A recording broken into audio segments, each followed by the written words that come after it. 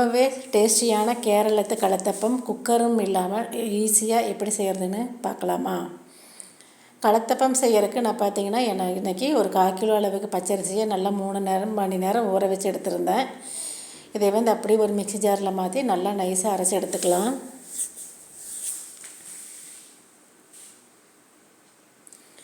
அரிசி கூடவே பார்த்திங்கன்னா கொஞ்சம் 3 ஸ்பூன் அளவுக்கு சாதம் சேர்த்துக்கோங்க. கொஞ்சம் சீரகம், கொஞ்சமாக தேங்காய் பூ இதுவும் சேர்க்கணும். இதெல்லாம் சேர்த்து நல்லா அரைக்கும்போது நல்லாயிருக்கும், கலத்தப்பம் டேஸ்ட்டாக இருக்கும்.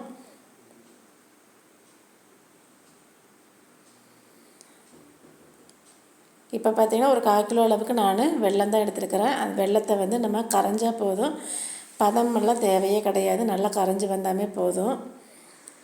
வெல்லம் நல்லா கொதித்து கரைஞ்சி வரட்டும். இப்போ வெல்லமெல்லாம் நல்லா கரைஞ்சி வந்துருச்சு.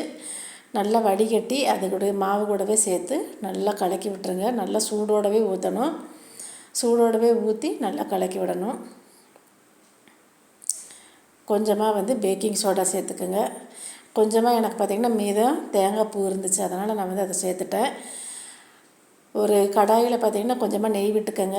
பொடி பொடியாக கட் பண்ணி வச்ச தேங்காயை நல்லா இந்த மாதிரி முருகலாக வறுத்து மாவு கூடவே சேர்த்துட்டு அதையும் ஒரு கலக்கிட்டு இனி நம்ம வந்து ஈஸியாக கலத்தப்பம் ஊற்றிட வேண்டியதுதான்.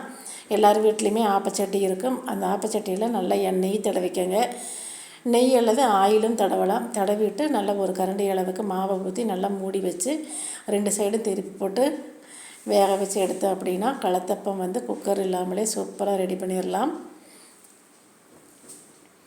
நான் அடுத்தடுத்து மாவெல்லாம் பார்த்திங்கன்னா அந்த மாதிரி தான் ஊற்றி எடுத்தேன். ரொம்பவே சூப்பராக இருந்தது, டேஸ்ட்டாகவும் இருந்தது. கொஞ்சம் கூட ஒட்டவே இல்லை, நல்லா இருந்தது. அவ்வளோதான், ரொம்பவே சுலபமாக நம்ம கலத்தப்பம் ரெடி ஆகியாச்சு.